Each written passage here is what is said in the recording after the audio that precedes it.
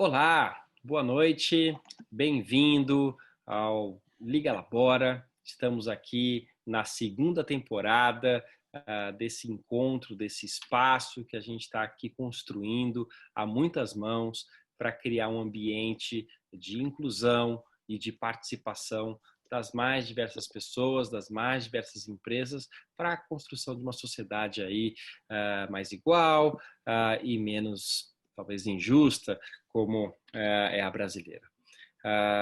Hoje eu tenho aqui o prazer de estar aqui com o Ricardo. Daqui a pouquinho eu vou apresentá-lo. O Ricardo é um breve amigo, né? Mas já posso estar chamado de amigo. Conheço ele há muito pouco tempo, mas já deu uma liga. Então a gente logo já o convidou para estar aqui, né? Como eu falei, esse espaço é para a gente ir criando conexões e para a gente ir falando de casos, porque mais do que nunca a gente precisa de casos concretos para que a gente avance mais rápido na inclusão das diversidades, né? O papel da Liga Labora é a gente ir criando essa conexão por tecnologia e, a partir da tecnologia, a gente ir construindo novos trabalhos, esses trabalhos que respondam aos desafios das empresas e respondam às demandas das pessoas, né?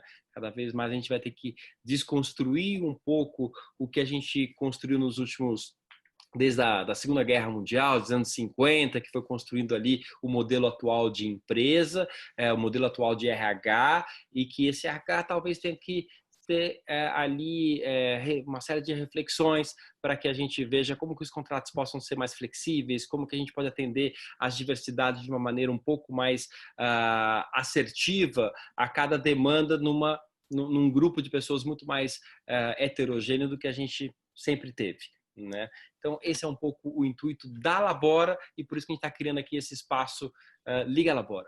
O meu nome é Sérgio Serapião, sou fundador e CEO da Labora e hoje tenho aqui o prazer, né, de estar aqui com o Ricardo Salles, né? O Ricardo Salles é o cofundador da Mais Diversidade e eu queria que ele apresentasse um pouquinho, antes da Mais Diversidade, quem é o Ricardo? Ricardo, fala um pouquinho de você. Oi, Sérgio. Obrigado aí pelo convite.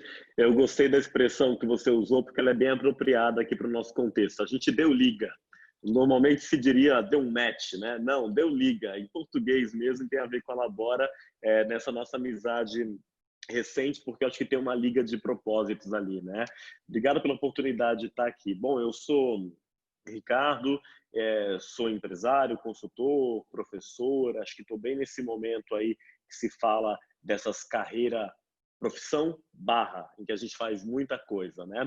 Eu venho de uma trajetória, de uma formação e de uma atuação como comunicador, inicialmente, tem a ver com a minha formação original, fiz minha graduação em comunicação na USP, comecei a trabalhar com essa temática ainda durante a minha graduação, mas percebi muito brevemente que a comunicação era a forma com que eu via o mundo, mas não era necessariamente com o que eu gostaria de trabalhar em tempo integral. O que eu quero dizer eu tenho olhos de comunicador, eu olho para tudo com a lente do comunicador, mas eu queria trabalhar com algumas outras coisas.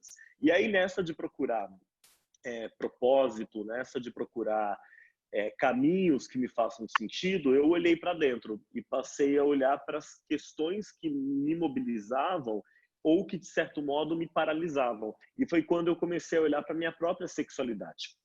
Eu tenho 37 anos. Eu sou aí, talvez, o final de uma geração, ou talvez a geração derradeira, que viu o preconceito ser ainda mais presente no ambiente de trabalho. Não que ele não exista ainda hoje, ele existe e com intensidade. Mas a geração que tem 20 e poucos anos, ela chega no mercado de trabalho com a discussão sobre diversidade, por exemplo, acontecendo, né? A minha geração talvez seja a última que chega no momento em que esse debate não era uma grande discussão. E eu, como tantas pessoas ali da minha geração, estava no armário, na empresa, não falava abertamente sobre minha orientação sexual, sofria com isso, até que eu descobri que era possível falar, que mais do que falar, era possível trabalhar com essas temáticas, era possível as empresas verem valor nesses temas, porque as nossas singularidades agregam para o negócio. E aí isso me levou a uma trajetória profissional, uma jornada pessoal e acadêmica que eu tenho traçado aí nos últimos anos. Que legal, que bonito, que interessante. Você falou um ponto que me tocou muito. Eu sou da mesma geração que você, tenho 46 anos, Uhum. e eu me lembro que a empresa que eu trabalhava tinha avaliações todo ano, né? Era uma consultoria, e eu recebi um retorno uma vez. Eu era recém-formado, tinha uns 2 anos de formado, e eu recebi um retorno que eu não podia ser promovido de alguma forma, porque eu tinha uns relógios que eram muito extravagantes, né? Que era o SWOT, né? Assim, você não o tanto Colorido. colorido, o tanto de modulado que a gente tava, né? Tinha que ser completamente moduladinho, né? O relógio, quanto mais orientação sexual, né? E daí isso foi se quebrando. Que bacana, interessante. E me diz uma coisa, quando que surgiu a Mais Diversidade, e fala um pouquinho da Mais Diversidade pra gente. Falo sim, eu fiquei pensando, você falou do relógio, eu pensei aqui, Sérgio, em tatuagem, a quantidade de Sim. pessoas da nossa geração que falavam assim, não, tatuagem você não faz no antebraço, porque você vai dobrar a camisa e vai aparecer. Né? Que bom que a Sim. gente tem avançado em relação a isso. Bom, eu trabalhava, meu primeiro trabalho, Sérgio, foi na Caixa. No ano em que eu entrei na faculdade, eu entrei na faculdade com 20 anos, eu vim de uma trajetória de uma família pobre, de estudar em escola pública, então entrar na USP, para mim, foi um processo de uma conquista pessoal muito grande, mas muito penosa também. Eu precisei me dedicar ali 2 anos com muita intensidade no cursinho onde eu tinha bolsa para conseguir passar no vestibular. Eu passei no vestibular, estava craque em vestibular, passei no concurso público também. Eu não tinha a menor intenção em prestar concurso público, mas aí tinha uma agência da Caixa do lado do cursinho onde eu fazia. Um amigo meu falou que ia prestar a prova do concurso. Eu não sabia a diferença entre um DOC e um TED, mas eu vi lá aquele vestibulando bem bitolado. Eu falei, oba, prova, tem uma chance de praticar. Eu fui fazer o E concurso da Caixa. segurança, né? Um trabalho da segurança, pô, Exatamente. Mas eu maravilha. não pensava nisso. O meu amigo pensava. Eu só queria ter a chance. Era tipo aqueles simulados do cursinho. Mais uma Olha, prova que eu ia fazer. Aí eu fiz, acabei passando nos dois. Entrei na USP e no mesmo ano entrei na Caixa. Eu estou contando desse modo porque foi na Caixa que eu descobri a discussão sobre diversidade. Era o ano de 2005. Eu trabalhava, eu era gerente da Caixa, gerente de agência, de banco, e no ano de 2005 eu descubro que a Caixa estava criando ali um programa de diversidade, num momento em que aquela discussão estava engatinhando no Brasil. E eu engatinhando. olhei para aquilo e eu falei, uau, o que é isso em primeiro lugar, né? Um programa estão falando no e-mail aqui sobre raça, LGBT, pessoas com deficiência, mulheres. Eu achei muito incrível e dei um jeito de me envolver. Trabalhava numa agência, era gerente da agência Vila Olímpia da Caixa, dei um jeito de me envolver, fui para Brasília e comecei a atuar com essas temáticas num vai e vem, né? Dentro Ponto do banco, ali Brasília, no dentro do comitê banco. do banco. Uhum. Dentro do comitê do banco. Super assim, descobrindo e me metendo ali nas discussões. Nesse mesmo momento eu estava na faculdade, o tempo passou, eu fui me formar no ano de 2008, e aí quando eu me formei, Sérgio, eu entendi que eu tinha ali um tema de TCC.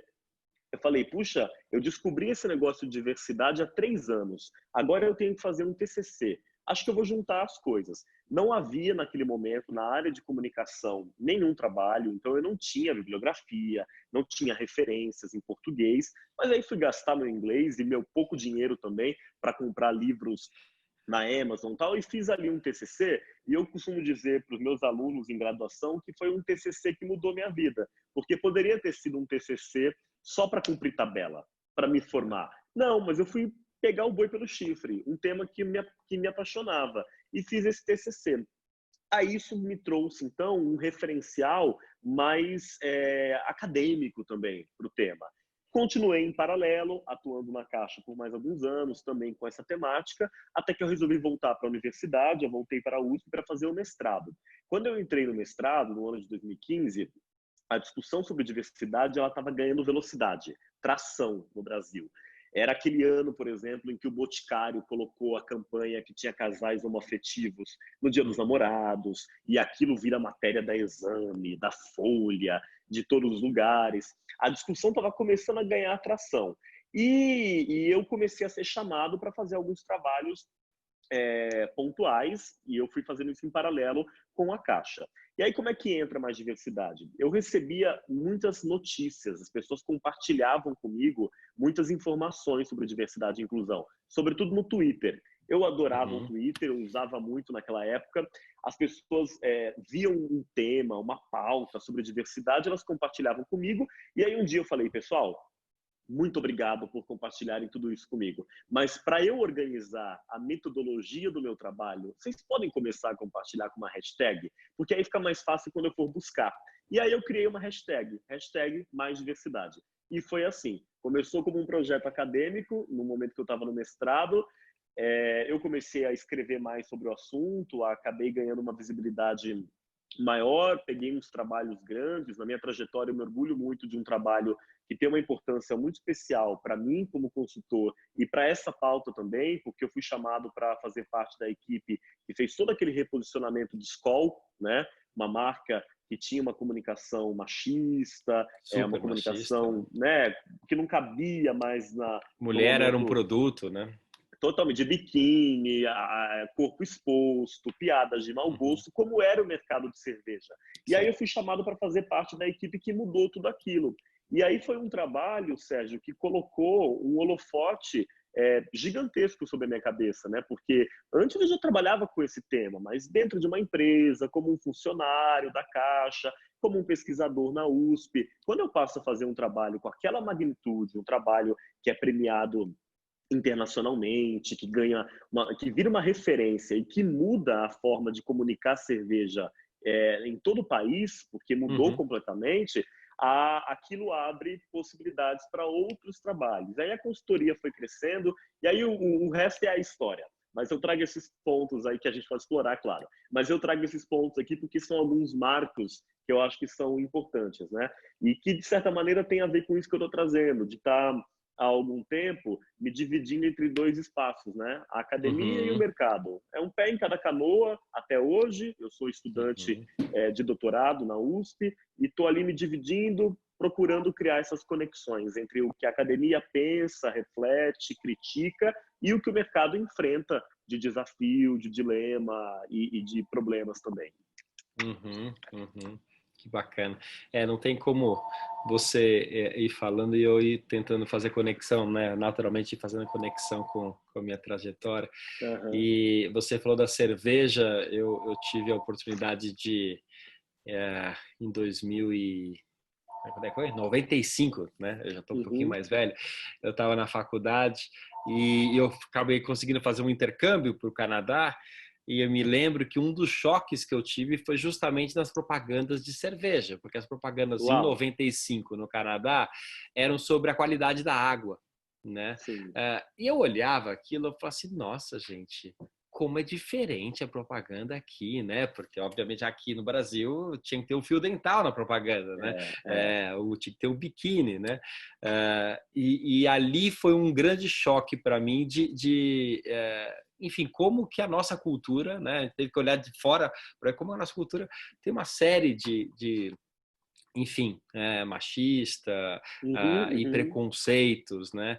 E também, quando eu estava lá, eu me lembro direitinho, foi quando eu comecei a despertar para essa questão de desigualdade mesmo, né? Porque ali tem uma sociedade muito acolhedora, né? Eu fui para Winnipeg, que era uma cidade muito nova, e o pessoal da China estava chegando muito forte lá, e quase que mais da metade da cidade era recém-chegada, né? E era absolutamente acolhedor de quem chegava, não tinha estrangeiro, não estrangeiro, era uma coisa linda de ver, né? E eu percebi que na minha fala, nas minhas piadas, eu me percebi preconceituoso, como eu nunca achava que eu era, né? E eles me olhavam assim, feio, né? E falavam assim, nossa, é sério que isso é engraçado, né? E até que, obviamente, você cai a ficha, fala assim, nossa, que absurdo. E daí eu volto para o Brasil, fiquei 6 meses lá durante o intercâmbio de faculdade, né? eu volto e daí o choque foi meu, né? De Uhum. olhar os meus amigos com as mesmas piadas que eu fazia, os mesmos jeitos, né, de atuar, e eu assim, meu Deus do céu, sério que isso é engraçado, né? Sério que a gente vai ter essa atitude? Sério que tem o elevador de serviço e o elevador Sim. social? Assim, coisas que estão super enraizadas na nossa cultura e que eu fui, no fundo, saindo da minha bolha, né? Eu vim de um privilégio muito forte, né? Homem, Uhum, uhum, branco, estudei em boas escolas, fiz Getúlio Vargas, então, assim, uhum, uhum. numa situação muito privilegiada, e a gente só vai se entender, eu só fui entendendo esse privilégio quando eu comecei a sair um pouco e olhar e falar, nossa senhora, naquele jogo É, do privilégio, sabe que o pessoal faz hoje em dia? total. É, eu tive várias vezes esse jogo, né? E depois, quando eu comecei a trabalhar, depois eu abri uma consultoria de sustentabilidade em 2003 e Uhum. comecei a trabalhar com desenvolvimento local. E daí, quando ia lá para o Piauí, as pessoas falavam: Nossa, como como tem pobreza, né, na ilha, é grande. Eu falava assim: pobreza, gente, tem uma riqueza enorme, É, tem cultural, potencial, né? de relações, uma coisa maravilhosa. Então, assim, depende da lente que a gente coloca, né? E É, como a gente se coloca perante a pessoa, né? sim. Então, enfim, eu estou aqui divagando, a gente está aqui no meio do Não, eu estou podcast. achando incrível. Eu estou pensando só enquanto você falou, que é muito esse exercício, né, Sérgio? Depois que a gente passa a enxergar algumas coisas, você não consegue, aspas, desver mais. Não Sem tem dúvida, como. Depois que sem você dúvida. passa a enxergar e você teve essa experiência num país que é um dos berços do multiculturalismo, né? O multiculturalismo, tanto como corrente teórica, tal, ele bebe muito na experiência do Canadá, na experiência da Austrália, da própria Grã-Bretanha.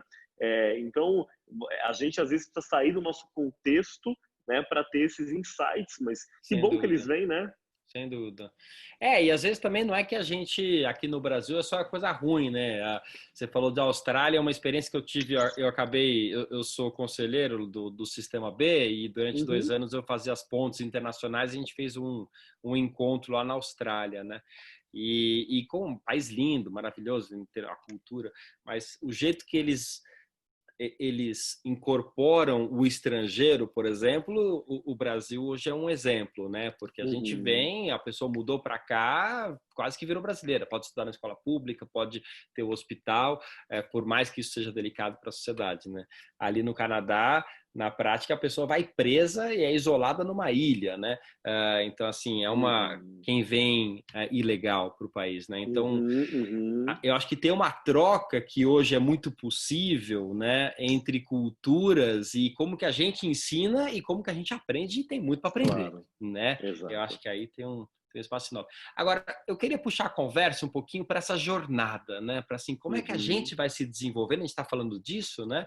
Mas como é que esses assuntos vão se desenrolando, né, na sociedade? Então, você falou lá que em 2005, né, o assunto de diversidade nas empresas estava começando, né? Uhum. Eu vivi um pouco isso, porque eu também estava ali na consultoria em 2003 falando de sustentabilidade, de certa forma Uhum. passava por Uhum. diversidade, né?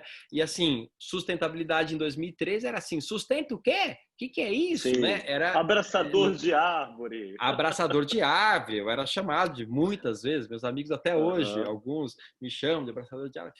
E hoje em dia, obviamente, até empresas muito convencionais estão aí com Uhum. áreas e com aí essa agenda de ESG, de governança, meio ambiente, muito avançadas, né? Eu vejo que talvez a gente possa traçar um paralelo para as diversidades, né? E aqui a gente pode falar das diversidades, né? Porque a Uhum. gente não Uhum. tem uma só, mas tem vários, como que cada um dos assuntos está andando, né?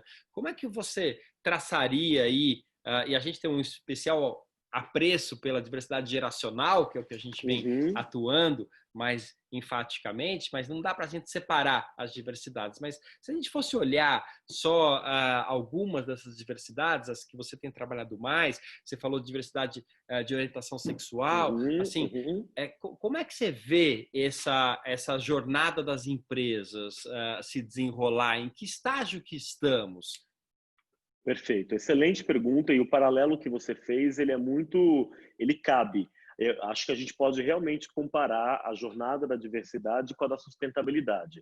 Quando eu me coloquei o nome de consultor de diversidade, eu ouvi o mesmo que você ouvia quando você estava ali trabalhando com sustentabilidade. Eu estou longe de ser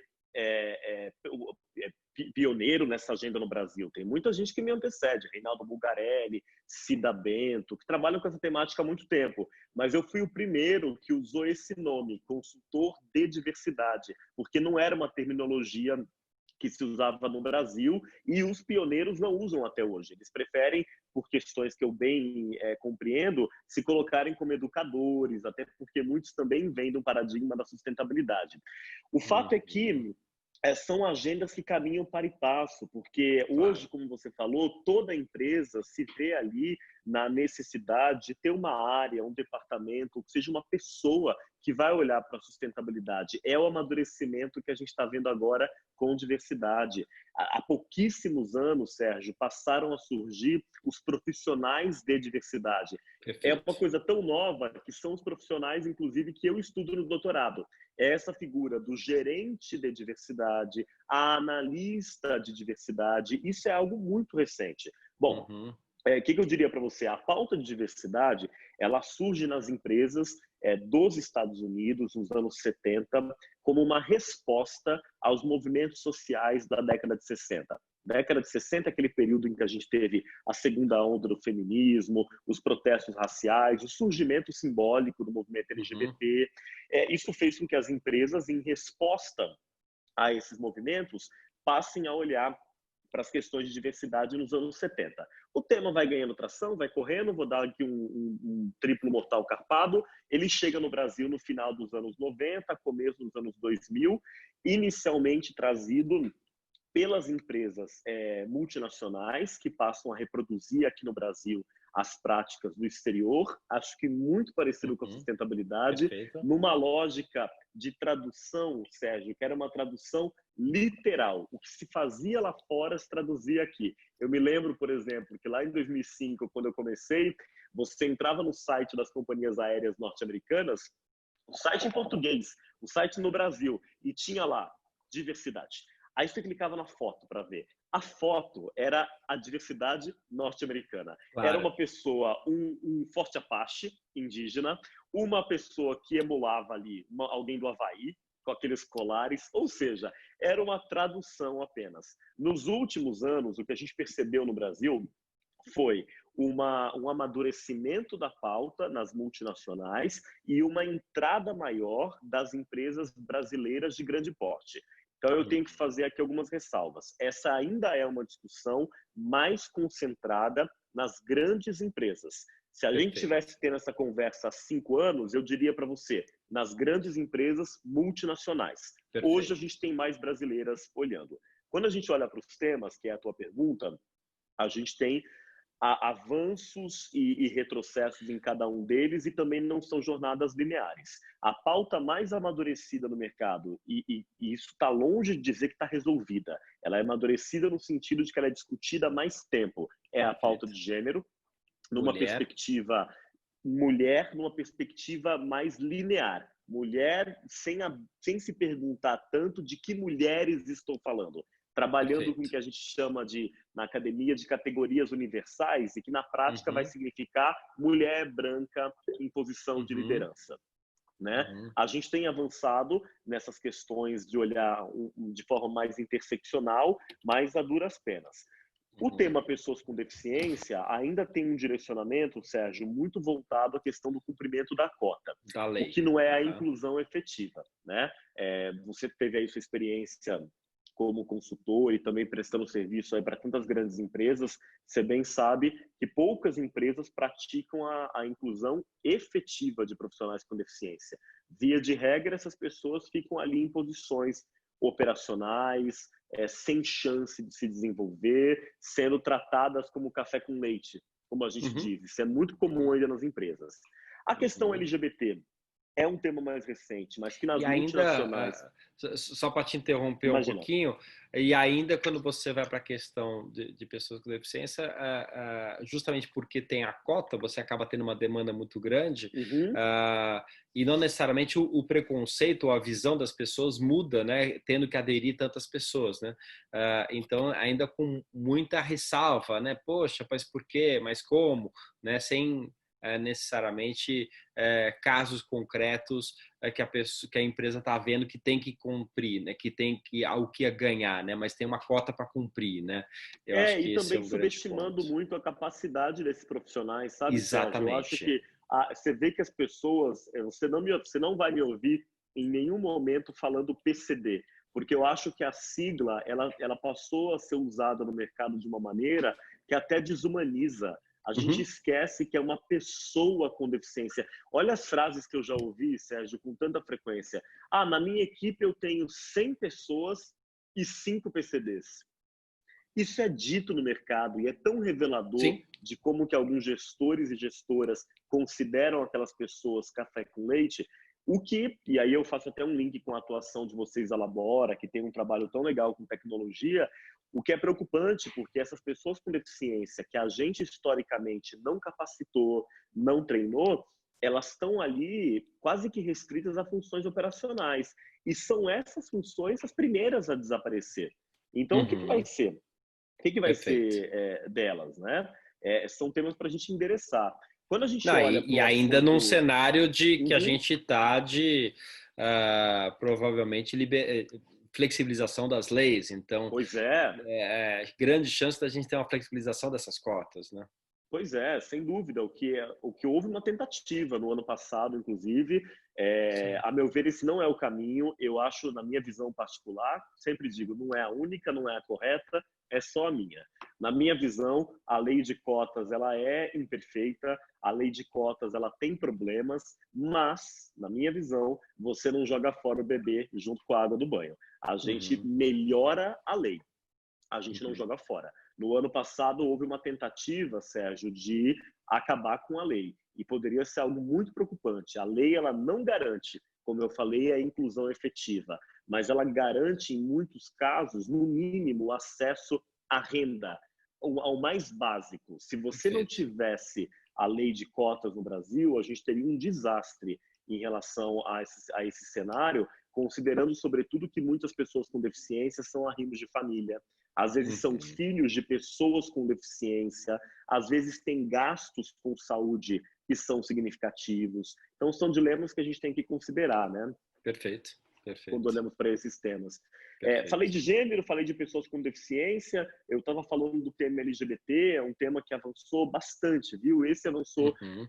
de novo, eu estou falando de recorte, sobretudo de grande empresa. Nas Uhum. grandes Uhum. empresas, avançou Uhum. bastante, não avançou igual para todo mundo, avançou sobretudo para gays e lésbicas, ainda temos um desafio muito grande de inclusão das pessoas trans, que mesmo quando tem a formação esperada pelas empresas, raramente conseguem chegar ao mercado de trabalho formal por causa do preconceito. E eu gosto muito de falar do tema de pessoas trans, Sérgio, que eu gosto de provocar as empresas, que para mim eu falo assim para os executivos, é o tema que põe em xeque o conceito de meritocracia.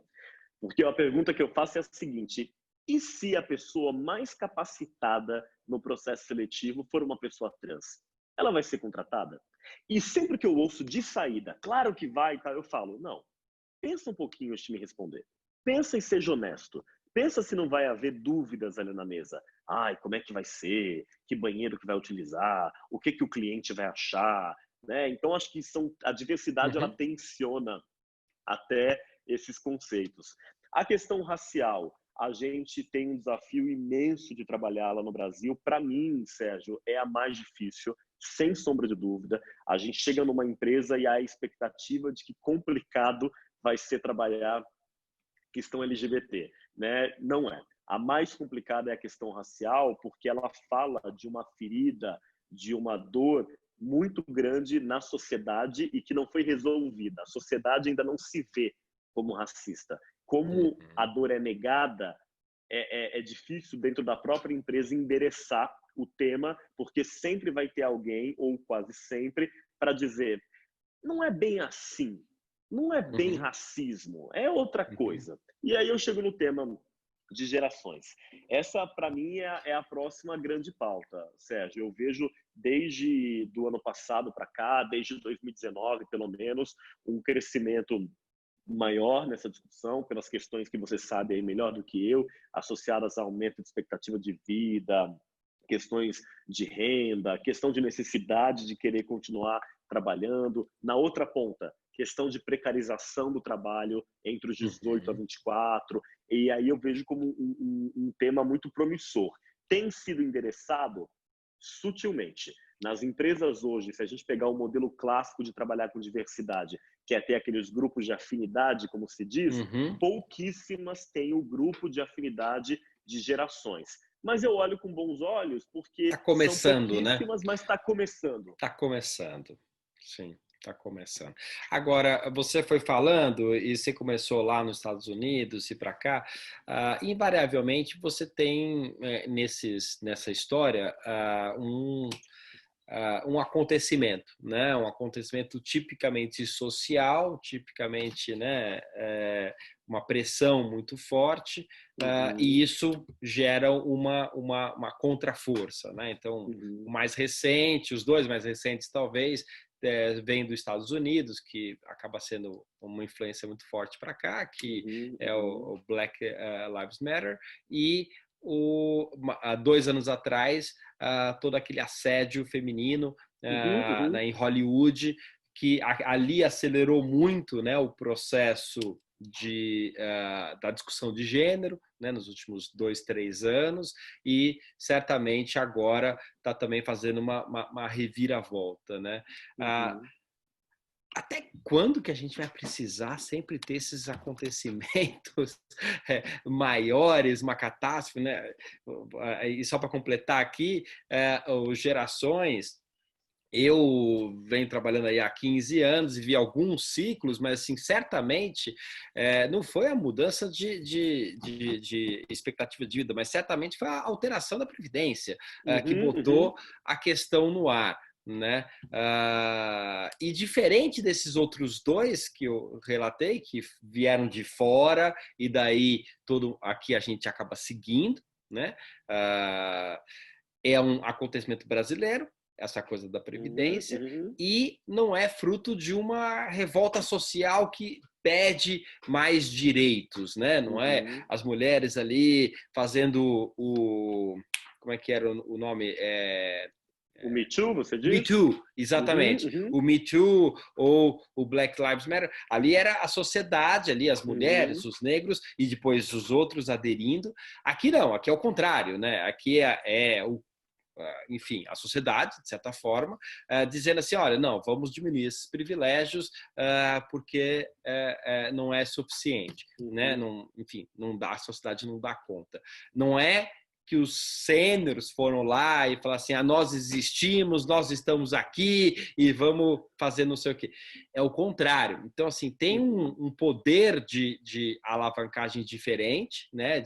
Com necessidade de uma contraforça nas empresas diferente, né? Não tem que fazer uma reação, né? Não tem que me proteger, né? Mas eu começo a ficar mais atento ao assunto, né? uhum, Como é que a gente avança, né? Como é que a gente uhum, avança sem necessitar disso? Ou é sempre assim? Como é que você tem uhum, visto assim no trabalho? Você falou da escola, né? Que foi um exemplo uhum, positivo, que isso uhum, gera uma mudança de mercado. Como é que a gente cria mais escolas aqui, né? uhum. Boa, boa. Eu acho que, de forma geral, Sérgio, no processo social, na vida em sociedade, se avança com pressão mesmo, né? Como eu falei, essa discussão ela começa em resposta à pressão. Em resposta, por exemplo, no caso dos Estados Unidos, na questão da segregação racial.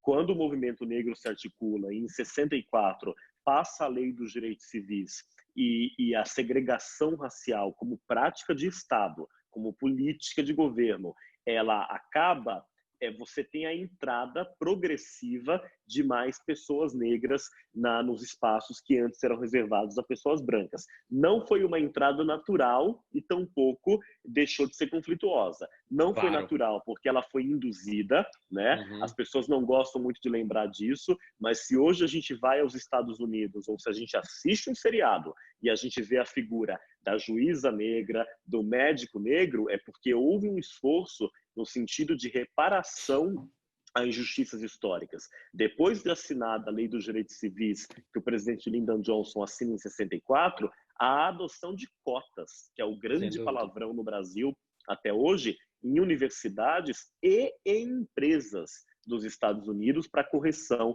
daquelas injustiças. Aqui no Brasil, a gente viu um avanço nos últimos anos que também está, de certa maneira, relacionado à pressão social. E aí eu vou fazer um link entre essa pressão e as novas tecnologias ou as novas formas de militar. É muito comum que se diga assim, militante de sofá, como se fosse algo menor. Não é algo menor. A gente está descobrindo recentemente que as pessoas podem provocar grandes mudanças subindo hashtag. Quer dizer, Perfeito. Eu ainda acho que estar na rua tem o seu valor, mas subir hashtag, mobilizar a rede, tem um potencial imenso de pressão em relação ao governo, em relação a organizações e em relação a marcas. As marcas foram mudando o seu comportamento, e aí talvez tenha um link até com a questão geracional, Sérgio, elas foram mudando o comportamento porque elas perceberam que aquele discurso conservador, ou mesmo violento, agressivo, preconceituoso, ele não só não se sustentava mais, como ele era algo de crítica e não era mais suficiente para se conectar com as novas gerações. Eu uso com cautela essa questão das novas gerações, porque eu noto muitas vezes uma expectativa e cobrança depositada em cima das novas gerações e que, na minha visão, é um pouco equivocada. As pessoas dizem assim, não, mas a nova geração vai resolver tudo. Aí eu tiro o peso das minhas costas, eu não tenho que fazer nada, porque a nova geração vai resolver, e ao mesmo tempo tem uma percepção homogênea, como se todo mundo da tal nova geração fosse progressista. E a gente sabe que vai ter, né, e complementando, eu concordo plenamente, e complementando, você joga o ônus para as antigas gerações, né? Ou seja, o velho é o ranzinza e é o que está desconectado com a atualidade, né? Eu prefiro também pensar não em novas gerações, mas em novos tempos, né? Ou seja, no tempo atual, no qual estamos parte porque estamos vivos, né? Eu posso mudar de ideia, assim como o jovem pode ter uma ideia avançada, como pode não ter, né? Porque senão a gente fica até outro dia o pessoal falando, né? Um pouco de alguns empresários que estão com uma agenda bastante, enfim, anti-ciência e etc. Porque é o velho da Havan. Eu falei, gente, olha o preconceito que tem na sua fala, porque você está aí querendo criticar a pessoa porque ela é conservadora, porque ela é anti-cientista, porque ela não está nem aí para a questão de, enfim, do Covid, e de repente você está associando isso ao ser velho. Né? É exatamente isso. Então quer dizer que o jovem é que vai solucionar tudo e o velho é que é o conservador que não quer fazer nada. Não podemos cair nesse idadismo, exatamente. Isso vira um preconceito de idade. Legal, gostei. Total, eu vejo isso muito, Sérgio, quando a gente fala de propósito, né? A gente ouve nas empresas assim, o jovem, ele busca propósito. E eu ouço isso e eu falo, tá bom, então você quer dizer que os mais velhos eram um bando de mercenário que só trabalhava por conta de dinheiro? Óbvio que não. Óbvio que não. É claro que esse comportamento do propósito, talvez ele seja mais prevalente entre uma geração mais jovem, o que não significa que as anteriores também não eram movidas por esses combustíveis, né? Não, e esse é um ótimo ponto, porque eu, enfim, sempre trabalhei com essas inovações, quando sustentabilidade era o início, e acabei sempre, por algum motivo, me conectando à inovação, e sempre escutei muito isso, né? Eu comecei a trabalhar com longevidade, e uma das primeiras coisas que a gente foi entendendo é que até na antroposofia, em vários estudos, mas a antroposofia é um deles, que quebra a nossa vida em setênios, né? Em 7 anos, e a cada 7 anos você tem ali uhum. inclinações diferentes, né? Eu comecei a perceber, eu fiz a minha própria biografia no estudo nesse tipo de estudo, e eu comecei a perceber que os últimos setênios, claramente, a gente fica mais aberto a deixar um legado, né? A Uhum, construir uhum. algo que, enfim, a morte está mais próxima, então o que eu vou deixar aqui? Isso, enfim, está meio que no bom senso comum, né? E daí a gente começou a trabalhar propósito com pessoas mais velhas, né? Olha, o que é propósito? Que é um linguajar novo, né? Porque Uhum. isso tinha, mas com outro linguajar, né? E o que são empresas de impacto? O que é teoria U? Ou seja, todo esse jargão que hoje se utiliza, associado muitas vezes aos jovens, né?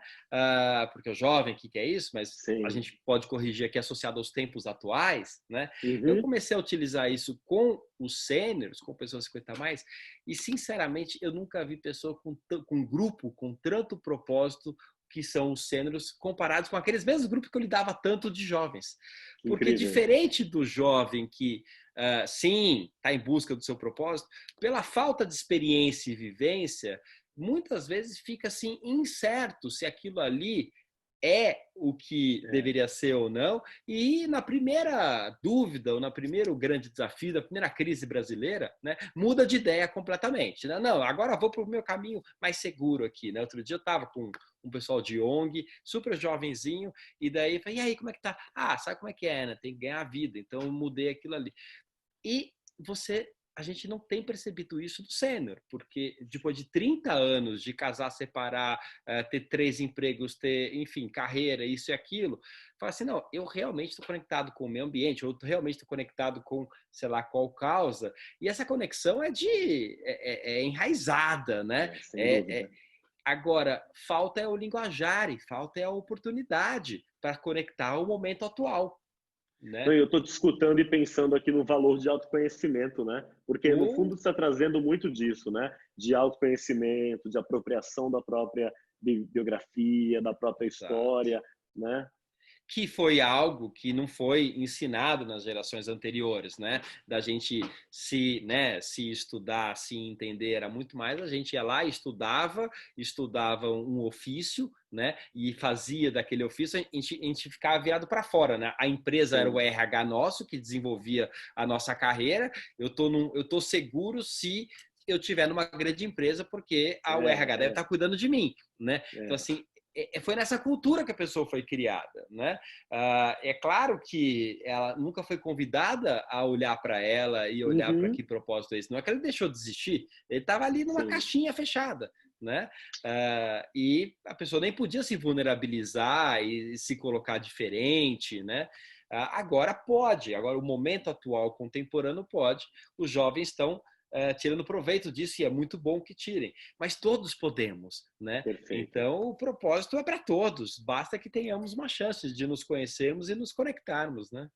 Sem dúvida, isso é muito valioso que você está trazendo, porque eu acho que as organizações, muitas vezes, elas acabam reproduzindo essas ideias equivocadas. Um outro exemplo que me ocorreu aqui, você falou brevemente sobre isso, mas é a própria retórica da inovação. Né? Nos últimos anos só se falou em inovação, mas numa sociedade que associa inovação a gente nova, você acaba não tendo espaço para esse sênior ali, né? Mas eu também sou um otimista em muitas questões, sabe, Sérgio? Eu tenho visto nos últimos anos aí uma compreensão maior de que não é piscina de bolinha, comida de graça ou qualquer coisa do tipo que gere inovação, né? Que inovação está relacionada a clima, segurança psicológica, Sim, a uma liderança que te inspire, a respeito, muito mais sim. a isso. Então, A tem coisas você boas ativar as acontecendo suas também, né? inteligências mesmo, Perfeito. inteligências emocionais e sensitivas, perfeito, perfeito. Você sabe que você não só não está só desassociado a sêniores na inovação, que a gente tem aí trabalhado uma inovação que a gente chama de criatividade sênior, né, que é bem diferente da juvenil, né? A gente está acostumado com a criatividade ser até no jargão, né? brainstorm, né? Aquela Uhum, coisa uhum. toró e não sei o quê. No sênior, a gente tem percebido uma coisa muito diferente, que é uma coisa muito mais assertiva, não Uhum. é brainstorm, é mais calmo, mas quando fala, tem propriedade, porque É, tem é. da onde está tirando aquilo ali, né? E ao mesmo tempo para as outras diversidades, né? A gente fez um trabalho com a levar uma tecnologia que a gente desenvolveu, que a gente ajudou a desenvolver, que é de um fellow, a Choca, como eu, e também do Lab 60, que é um canadense, que desenvolveu uma tecnologia de aproximação de pessoas a partir do trabalho que ele tem com demenciados, com pessoas Uhum. altamente demenciadas. Ele percebeu que esse trabalho, que as pessoas demenciadas, elas perdem a capacidade cognitiva, mas ganham muita capacidade sensitiva, né? Uhum. Então, ao conseguir conversar com elas, e ele desenvolveu uma técnica para conseguir conversar com pessoas que estavam ali há anos sem conversar, ele percebeu que aquela técnica poderia ser um acelerador de conversas entre todas as pessoas, né? E a Uau. gente, muito, né? Uau, que sofisticado, não sei o quê. Fizemos um projeto uns 4 anos atrás, nos morros do Rio de Janeiro, com jovens, né, jovens indicados pelas ONGs, tal, falando, vamos desenvolver aqui essa inteligência emocional e essa inteligência intuitiva. E, rapaz, é assim, os garotos davam baile na gente, porque quer mais inteligência intuitiva do que o garoto que tem que ser abordado pela polícia todo dia e tem que sair daquilo ali, e tem que, sabe, se virar na quebrada, né, como eles falam. Já tinha tudo isso, né? Já tinha tudo Eles isso. E já quando você tinham fala. essas capacidades inovadoras, que são muito de Aham. comunicação e de inovação, só que não tinham linguajar, né? É. Então, E aí você falou, eu me lembrei, Sérgio, desculpa te interromper, mas é só para pegar esse teu gancho que eu me lembrei disso agora, tem a ver também com as soft skills que a gente fala, né? As claro, empresas vão muito nessa pegada de agora eu faço um processo seletivo por competências socioemocionais. E aí eu sempre gosto de provocar pegando uma competência que é a tal da resiliência. Quem tem mais resiliência do que um jovem da periferia, por exemplo, né? Que passa por tantas sim. situações, tantos perrengues ao longo da vida, e hoje a gente ainda vê nas empresas, Sérgio, na hora de, em algumas empresas, eu acho que a gente traz aqui as práticas positivas, mas a gente também tem que suscitar debate em relação ao que não está funcionando. A gente ainda vê CEP sendo usado como critério de exclusão por conta do raciocínio do famoso mora longe. E uma coisa que eu sempre falo em palestra é, meu amigo, quem mora longe chega no horário. Quem se atrasa é quem mora perto. Porque quem mora perto tá habituado a sair de Uhum, casa em cima da hora, porque vai dar tempo mesmo. Quem mora longe, que é esse jovem que você está falando da periferia, se programa, sabe que aquela oportunidade que ele vai ter, de repente, pode ser a única da vida. E quem sabe que aquela oportunidade pode ser a única, agarra com uma disposição, com uma vontade que a gente nem sempre vê em pessoas que uhum, sabem que aquela é mais uma oportunidade. uhum, Isso eu acho que vale para o que você está falando, vale para o total. sênior, vale para as pessoas com deficiência, entre tantas outras, né? Então é importante que as empresas se abram para essas competências que você viu nesses jovens aí que Uhum, você mencionou, né? uhum, total. Total. Como é que você está vendo aí já caminhando? Eu não estou de olho no horário aqui. Ixi, a gente já está estourando quase. Como é que você vê aí perspectivas para a gente avançar um pouco mais numa pauta, digamos, um pouco mais comum, né? Assim, como que Uhum. talvez toda essa ebulição, né, positiva que está acontecendo, que vem dos Estados Unidos e ganhou o mundo, ganhou o Brasil, do lugar de voz negro, né? Nós no Brasil, um país tão negro, e precisou vir dos Estados Unidos, né, para Uhum. ganhar mais força aqui. Como é que talvez esta pauta ajuda uma outra pauta de diversidade e como é que a outra diversidade ajuda? Como é que a gente faz mais cruzamentos e avança mais rápido em cada uma delas? Você... Perfeito. Eu acho que a palavra-chave apareceu, de certo modo, no teu raciocínio já, que eu acho que é pensar dessa forma que a gente chama de interseccional, a famosa interseccionalidade. As Uhum, pautas, isso é comum nos movimentos identitários, elas têm as suas singularidades. Porque Claro, existem dores que são singulares de particulares, cada um claro. desses grupos e que têm que ser endereçadas. Além disso, às vezes a gente ouve, mesmo nas empresas, esses grupos de afinidade, eles estão criando bolhas, tal. Não é bolha, é espaço para compartilhamento de Claro, experiência, né? claro. Eu, como uma pessoa LGBT, enquanto eu estava no armário, talvez eu não me sentiria à vontade para falar sobre minha sexualidade lá no Claro, grupo de mulheres, por exemplo. Eu vou me sentir à vontade entre outras pessoas LGBTs. claro. Então, eu acho que as pautas elas têm as suas singularidades, mas o raciocínio interseccional, eu acho que ele é primordial. É entender, por exemplo, quando a gente falou lá de gênero, mulher. Aí eu sempre trago a pergunta: de que mulher você está falando? Nomeia. Porque não dá para Uhum. falar mulher como categoria universal. É mulher mais velha, é mulher com deficiência, é mulher negra, é mulher trans, é mulher imigrante e por aí vai. Acho que pensar cada um desses grupos, ter esse raciocínio interseccional, é algo importante. Enquanto eu falo com você aqui, pegando no tema dos 50 a mais, me ocorreu aqui. Tem uma ONG em São Paulo que chama Eternamente Sou. Você deve Sim, conhecer. A conhece, Eternamente conhece. Soul trabalha justamente a questão das velhices LGBTs, que é uma Uhum. vivência muito diferente da do jovem e que pode ser uma vivência muito violenta, de pessoas que se veem obrigadas a voltar para o armário, o que já é duro para uma pessoa LGBT, mas que tem contornos violentos para uma pessoa trans, por exemplo, que no fim da vida, ou que seja, na etapa final de sua vida, se vê obrigada a usar roupas, usar um nome com o qual não se reconhece, porque tem uma relação de dependência econômica, afetiva, de saúde, de família, por exemplo. Então, os temas têm que ser olhados sempre da perspectiva interseccional. É por isso, Sérgio, que o teu tema, o tema da Labora, e é um tema que eu acho que é tão apaixonante. Geração é um assunto interseccional por natureza. Sem A dúvida. cada geração, você vai ter mulheres LGBTs, pessoas negras com deficiência, em todas. E sem falar que gerações, da maneira como eu vejo, é um tema também inclusivo por natureza, porque fala da minha geração, da que veio depois da minha, da próxima, fala para onde eu vou, de onde eu vim. Então, eu tenho uma perspectiva muito otimista de quem sabe, inclusive, o tema geracional possa nos ensinar nas empresas a trabalhar essas questões de modo mais interseccional.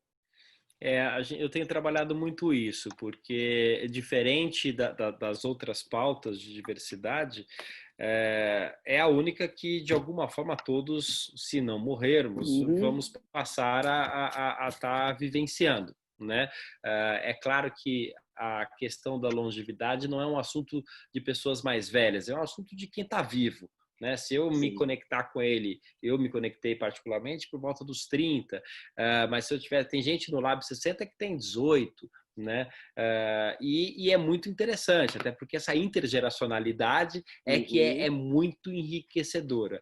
Então, ela é uma pauta até que eu tento, dentro do Lab 60 ou na Labora, conduzir de uma forma muito inclusiva mesmo, né? Assim, não dá para, até porque eu não tenho 60 anos, eu não tenho um lugar de fala uhum. de quem tem 60 anos, né? Mas eu tenho um lugar de fala de quem tem consciência de que a minha vida pode ser mais Perfeito. longa, e se ela for mais longa, o que eu tenho que fazer? Que qualidade de vida é essa? Como é que eu levo a minha vida, né? A extensão de vida muda toda a nossa vida, né? Uhum, uhum. E ela, por natureza, então, conecta a todos, né? E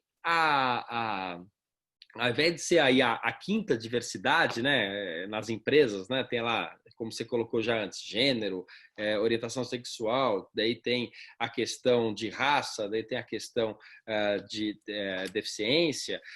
Eu não vejo muito como uma quinta, eu vejo como, na verdade, é a multiplicação, é a Boa. exponencialização das particularidades, porque, como você já colocou, eu posso ser uma mulher periférica, gorda, negra, Uhum, uhum. de 70 anos. Então, Perfeito. assim, e eu já talvez tenha sido casada, agora não sou mais, eu posso ser gay, e assim, reúne tudo ao mesmo tempo, né? Conforme o tempo de vida vai passando, a gente vai tendo mais experiências, então mais Sim. possibilidades dessa reunião. Então, acaba sendo mais complexa, mais rica, mas ao mesmo tempo pode ser um elo costurador aí dessa intersecção, né? Muito bacana. Sem dúvida, é um tema cross, como a gente diz, né? Tá perpassando todos ali. Que seja assim, que seja assim. A gente, como eu falei, viu, sobretudo de 2019 para cá, o surgimento de mais iniciativas nessa direção e tomara aí que elas prosperem nesse ano e daqui para frente.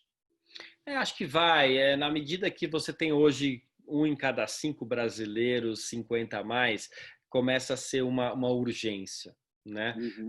Até porque nesse momento que a gente está vivendo agora, que estamos num momento Covid, com um impacto muito grande, não só na saúde e num idadismo muito grande, porque as pessoas passam a associar a doença a pessoas mais velhas de uma Uhum, forma uhum. equivocada, mas principalmente aumenta o desemprego muito forte no país e principalmente de pessoas mais velhas, né? Verdade. Essa questão, infelizmente, vai ganhar um lugar muito muito importante e urgente para a gente estar discutindo, né? Então é importante ter pessoas como você também conectadas à nossa causa e vamos fazendo essas costuras. Vamos que vamos. Ricardo, que mensagem final que você quer passar? Eu queria só dizer, Sérgio, que a pauta sobre diversidade e inclusão, no fim das contas, ela é uma pauta sobre respeito. Ela não é uma pauta sobre aceitação. Tem gente que diz assim: eu não aceito. Não é sobre isso. Ela não é uma pauta sobre compreensão, porque tem gente que vai problematizar. Eu não consigo entender. Não é sobre isso. Ela é uma pauta sobre respeito e ela é de uma palavra que para mim é muito valiosa, Sérgio, que é a palavra alteridade. A alteridade é esse reconhecimento de que o outro é outro de fato. Esse outro que a gente vai escrever, inclusive com o O maiúsculo, né? Esse outro, ele é diferente de mim e tudo bem, mas é uma compreensão também de que eu sou quem eu sou no contato, no convívio, na troca com esse outro. A gente se forma na troca uns com os outros. E quanto Perfeito. mais variado for o nosso grupo, acho que mais chance da gente virar uma pessoa mais bacana, inclusive um profissional também. Que legal, que legal. No, no Lab 60, o nosso grande mote é a gente